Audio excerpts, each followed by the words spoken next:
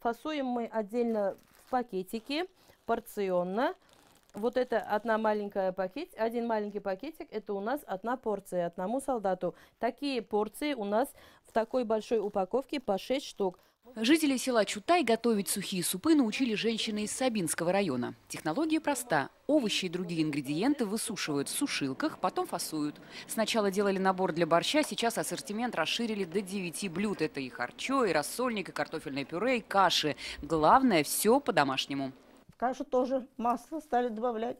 Тоже, говорит, пускай, говорит, чувствует себя, говорит, как дома. Пускай чувствует родную душу. Производство сухих супов инициировали активные жительницы Балтасинского района. У некоторых на СВО родные и близкие. Наша волонтерская балтасинская группа состоит в основном приблизительно из 15 человек, которые ездят, работают, собирают.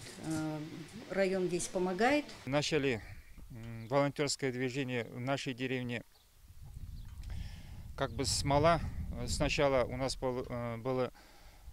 мы делали свечи, потом маскировочные сетки, потом уже продуктовые пакеты. Население вот само проявило инициативу и начали делать вот это благие дела. В зону СВО угощения для наших бойцов отвозят мужчины-волонтеры. Мы начали возить гуманитарные грузы с декабря 22 года. Ребятам это нужно, и они ждут, особенно из дома.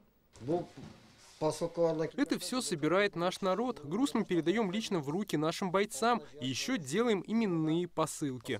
Как говорят участники СВО, которые сейчас находятся в отпуске, каждый гостиниц возвращает их в теплую домашнюю атмосферу. Постоянно мы их там едим и кушаем. Очень вкусно. И всегда помогает.